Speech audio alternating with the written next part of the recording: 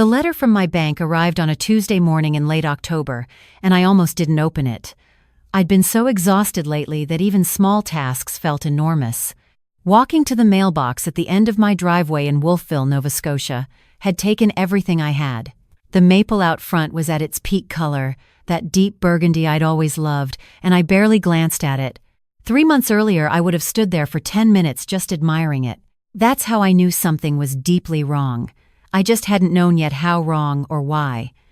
The letter said my checking account was overdrawn by $847. I stood in my hallway in my housecoat, reading it 3 times. That was impossible. I had my pension from 31 years teaching at the Wolfville Elementary School. I had Tom's life insurance, which I'd been careful with since he passed.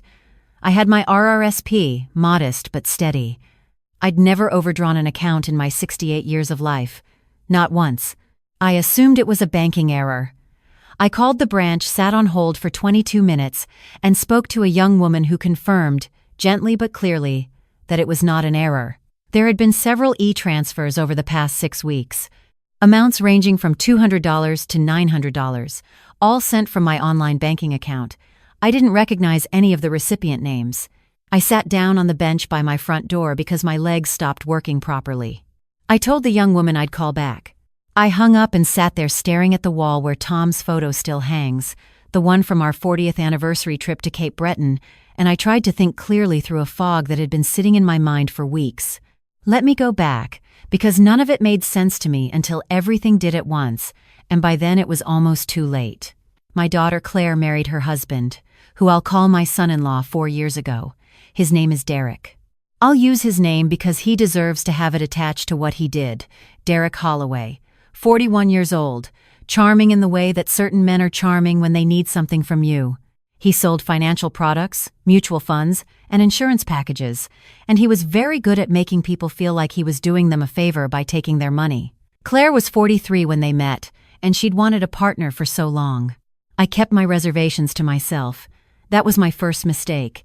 They lived in Dartmouth. I was in Wolfville, about an hour away on a good day. We saw each other at Christmas, at Easter, sometimes in summer. It was enough. I liked my independence. After 31 years of managing a classroom full of 8-year-olds, I was very comfortable managing myself. Then last January, Claire called on a Sunday night.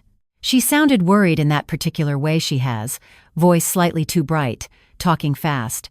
"Mom, Derek and I have been talking. You've been alone out there since Dad passed.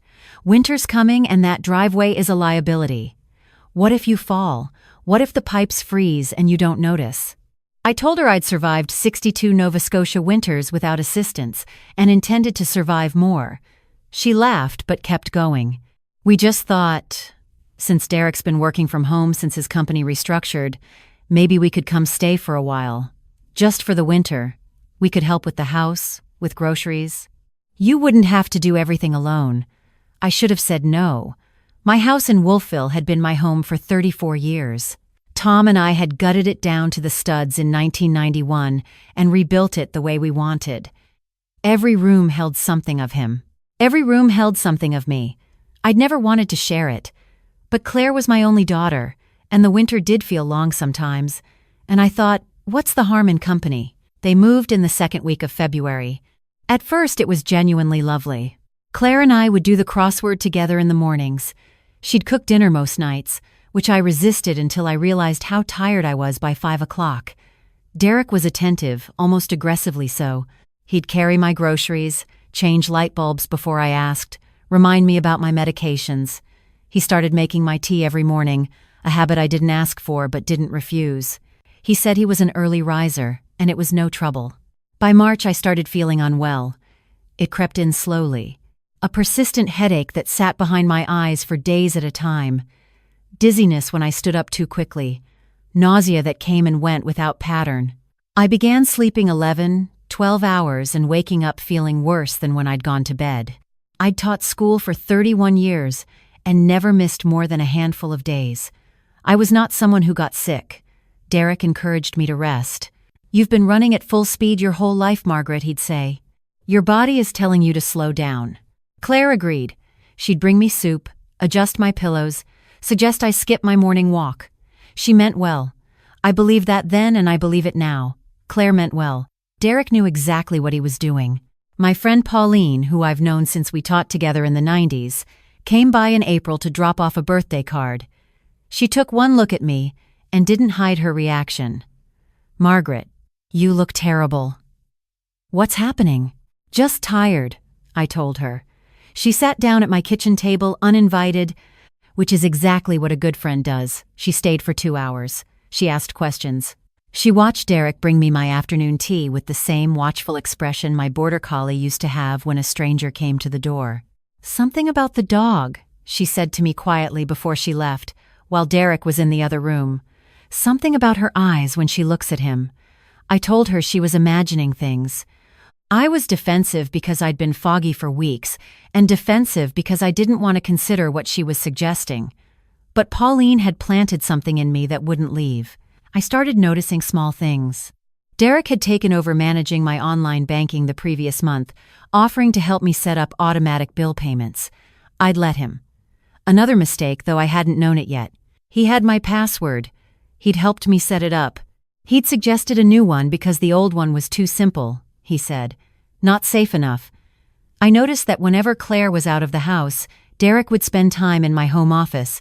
He said he used it for calls. He worked in financial services. I thought nothing of it. I noticed that he'd started mentioning my house in casual conversation. Just offhand comments. "This place must have appreciated so much since you bought it. The market in the valley is incredible right now. You know, if you ever wanted to downsize, you'd make an extraordinary amount." He said these things lightly, like observations, not suggestions. But he said them often. I noticed that he'd asked me, twice, whether my will was up to date. He framed it as responsible planning. He said he'd seen too many clients caught without proper documentation.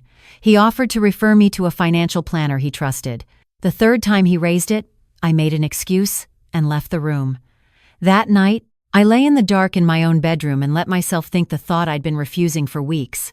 I thought, something is wrong, and the person with the most access to my life is the person I trust least. The next morning, I poured my tea down the bathroom sink without drinking it. By afternoon, I felt marginally clearer. Not well, but clearer. Enough to call Pauline. "I need you to do something for me," I said. "I need you to take me to my doctor, and I need you to not tell Claire or Derek." Pauline didn't ask a single question. She said, "I'll be there at 9 tomorrow." Dr. Amina Osei had been my physician for 11 years. She was precise, careful, not given to alarm.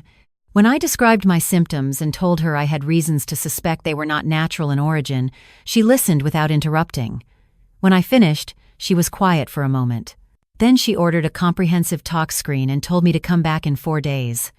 I spent those 4 days watching Derek and saying nothing. I watched him make my tea.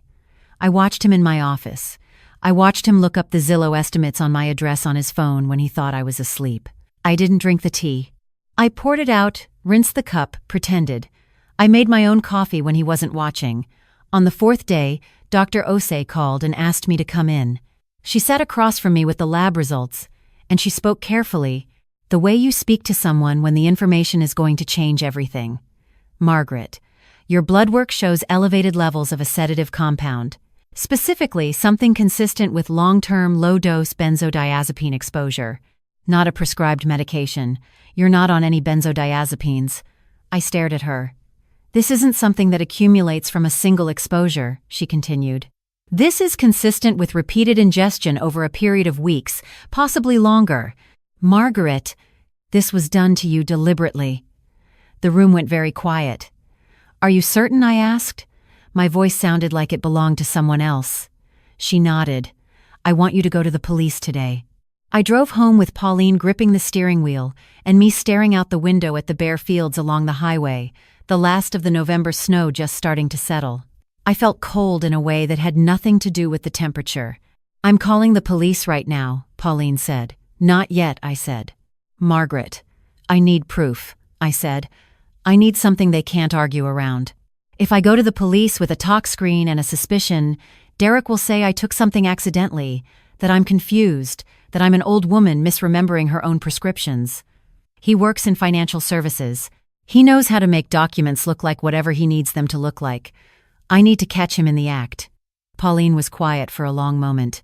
Then she said, "What do you need?" That afternoon, while Derek was on a call and Claire was at the grocery store, Pauline and I went to the electronics shop in Windsor and bought a small recording device that looked like a USB drive. We also bought a nanny camera that looked like a smoke detector. I positioned it in the kitchen above the counter where my tea was always prepared. Pauline helped me set up the recording function. She was better with technology than me. Retired engineers usually are. That evening, I sat across from Derek at dinner and I listened to him tell a story about a client, and I smiled in all the right places and I thought, I see you now. The next morning, I stayed in bed later than usual, claiming my hip was bothering me. I heard Derek downstairs, the kettle, the cabinet where my tea was kept. Familiar sounds I'd stopped questioning months ago. When I heard him on the stairs, I quickly got up, claimed I'd felt better suddenly, and asked if he'd made tea. He had, he said, holding it out with that smile. "Just how you like it." I thanked him. I took it to the bathroom. I poured it down the drain. That evening, Pauline came over with the excuse of returning a pie tin. While Claire showed her something in the garden, Pauline and I reviewed the kitchen footage on my laptop in the bedroom with the door closed. Derek stood at the counter with his back to the camera. He made the tea normally. Then he reached into the pocket of his cardigan and removed a small orange prescription bottle. He shook something into his palm. 2 small pills. He placed them in the bottom of my mug and poured the hot water over them. He watched them dissolve. Then he added the tea bag. Pauline put her hand over her mouth. I watched the screen and felt something harden in my chest. Not rage, not yet. Something colder and more useful than rage. "We need more," I said. "And we need to find out about my bank account." Over the next 10 days, I became someone I barely recognized. I continued the performance of declining health, accepting tea I never drank, thanking Derek for his attentiveness, letting him believe I was foggier than I was. Meanwhile, I was building a case with the focus I'd once used to manage curriculum audits and parent-teacher conflicts and 31 years of bureaucratic school board nonsense. I was not a woman who lost when the stakes were clear. I contacted my bank directly and asked for a detailed transaction history for the past 6 months. The transfers I hadn't made totaled just over $11,000. All sent to accounts I didn't recognize. Pauline helped me trace 2 of them to numbered companies registered in New Brunswick. I called a lawyer, not the one Derek had once recommended. I found my own. Her name was Diane Tremblay, a Halifax firm that specialized in elder financial abuse, and she'd been doing this work for 20 years. When I walked into her office and laid out what I had, she leaned back in her chair and looked at me with the particular expression of someone who has seen a great deal and is still occasionally surprised. "You've been very methodical," she said. "I was a teacher for 3 decades," I said. "I know how to document." She told me what I needed. More footage, the pill bottle if possible, bank confirmation of the fraudulent transfers in writing, a second medical opinion on the tox results. I spent the next week gathering all of it. I retrieved the pill bottle from Derek's cardigan pocket one morning while he was in the shower. I photographed it, noted the prescription label, a benzodiazepine prescribed to a name I didn't recognize. I put it back exactly where I'd found it. I needed to know about Claire. This was the question that kept me up at night. Not the money. Not even my health. Whether my daughter had known. One evening I asked Derek to pick up a few things from the pharmacy, a list I'd made carefully, things I knew would take him at least 40 minutes with the drive and the lineup. When he left, I made tea for Claire and myself, real tea this time, and I sat down with her at the kitchen table. I told her I wanted to talk about the house. She looked immediately uncomfortable. "Mom, if this is about us overstaying our welcome." "I want to update my will," I said. "I've been thinking about it. I want to leave the house to a land trust, for conservation. There's an organization in the valley that protects farmland, and I've always believed in what they do." I watched her face. What I saw was surprise. Then a flicker of something gentle. "Mom, that's a wonderful idea. You've always loved this land." I pushed. "Even if it meant you wouldn't inherit it?" She looked at me with an expression that was half confused and half hurt. "It's your house, Mom. It was yours and Dad's. You do whatever feels right. We're doing fine." "I don't need," she paused. "Is that what you thought? That we're here because of the house?" She wasn't performing. I know my daughter. I've known her for 43 years. Claire did not know. The relief and the grief arrived together. My daughter was innocent.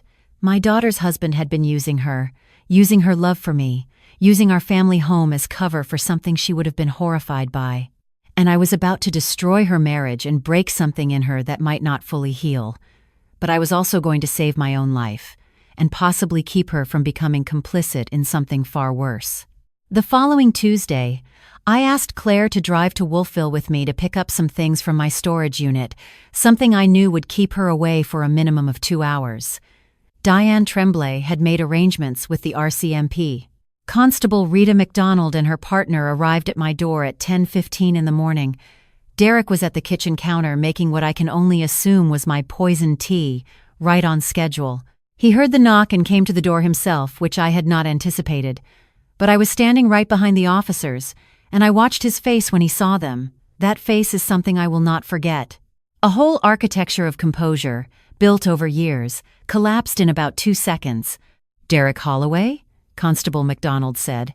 "Yes." He looked at me. "Margaret, we have some questions regarding suspected financial fraud and the unauthorized administration of a controlled substance." He stared at me and I looked back at him calmly. "I believe you know what this is about," I said. His lawyer arrived within the hour. He was smart enough to say very little after that, but his lawyer was not smart enough to know what we had, because we had everything. 12 days of kitchen footage, lab results from 2 separate physicians, transaction records, time-stamped, traced, photographs of the prescription bottle. A financial forensics expert, Diane, had brought in who'd connected 2 of the transfer accounts to a personal account in Derek's mother's name. He hadn't been working alone. The investigation took 4 months. Derek was charged with administering a noxious substance with intent to endanger life, a Criminal Code of Canada offense, as well as fraud over $5,000 and breach of trust. His mother was charged separately with receiving the proceeds of fraud. The trial lasted 3 weeks. I testified for a full day. The Crown prosecutor was a young woman named Jocelyn Arsenault, who had the quiet intensity of someone who never wasted a word. She walked me through everything methodically. Derek's lawyer tried to suggest I was an elderly woman prone to confusion who had accidentally ingested someone else's medication. Jocelyn showed the jury 12 days of footage in which Derek deliberately placed pills in my tea, checked over his shoulder, and disposed of the original pill bottle by rinsing it and placing it in the recycling the morning after I'd photographed it. The jury deliberated for 6 hours. Derek Holloway was convicted on all counts. The judge sentenced him to 7 years in a federal facility. His mother received 18 months with conditions and full repayment of the transferred funds. During sentencing, the judge said something I've thought about many times since. Elder financial abuse and elder physical abuse are not separate crimes. They are the same crime. They are a predator, identifying a person they believe cannot fight back. This court will always be wrong about that. I sat in that courtroom and I did not cry.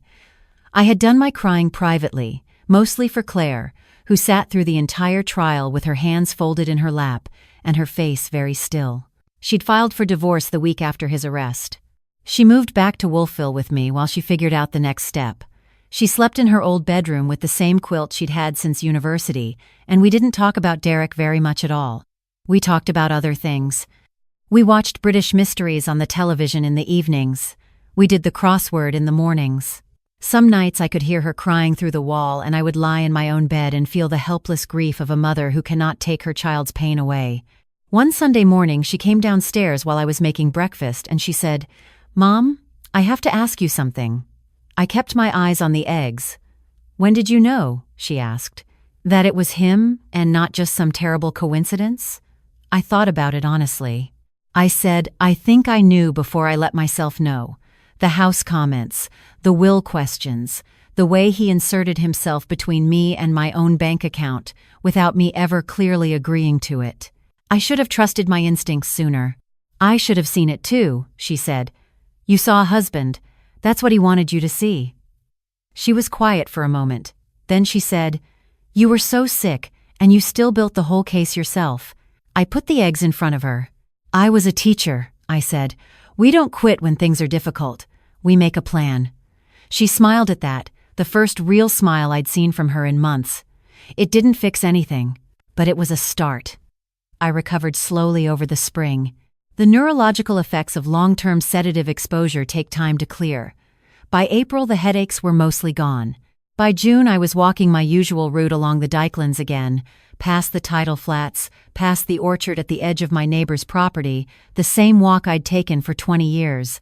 I stood one morning at the top of the ridge and looked out at the Minas Basin and felt something I hadn't felt since October. I felt like myself. The money was recovered almost entirely through the civil judgment against Derek and his mother and the liquidation of assets connected to the fraud. On Diane's advice, I donated $5,000 to the Nova Scotia Elder Abuse Prevention Network and another $5,000 to a Wolfville women's shelter that had been running on a shoestring budget for 15 years. The rest I put back where it belonged. My bank set me up with a fraud alert system and a dedicated account manager, a woman named Sandra who calls me once a month just to check in. I've started a monthly banking review with Pauline, who has a sharp eye for anything unusual.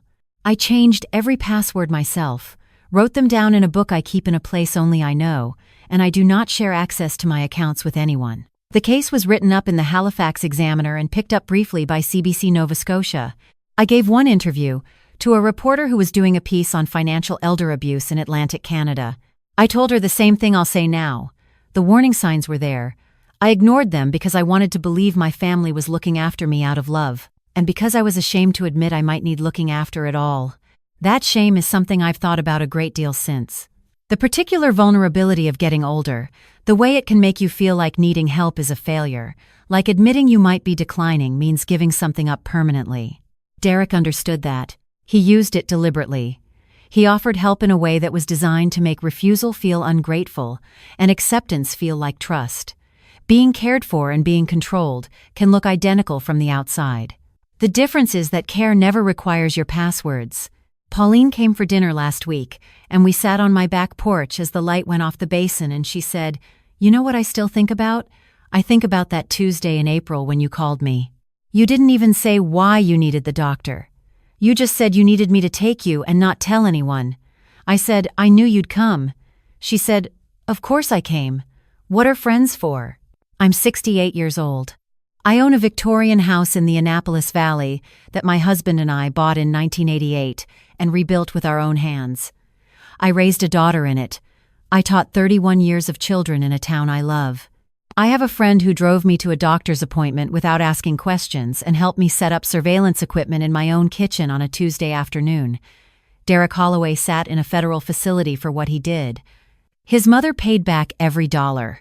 Claire starts a new position in September, a curriculum design role with the school board in Windsor, close enough to Wolfville that she might stay with me a few nights a week. She mentioned it casually, as if it might not matter to me. I told her the blue room was hers whenever she wanted it. Some mornings I still wake at 3 or 4 and feel the ghost of that headache, that crushing fogginess, and for a moment I'm back in March, barely able to get out of bed in my own house, while someone used my weakness against me. Then I hear the wind off the basin and I hear the house settle the way old houses do, and I remember, I'm still here. He is not. I make my own tea now every single morning. I stand at my kitchen window while the kettle boils and I look out at the yard and at the maple Tom planted in 1994 and I breathe. Just breathe. I'm not just surviving anymore. I am 68 years old. I own my home. I know my own mind, and I am not done yet, not even close.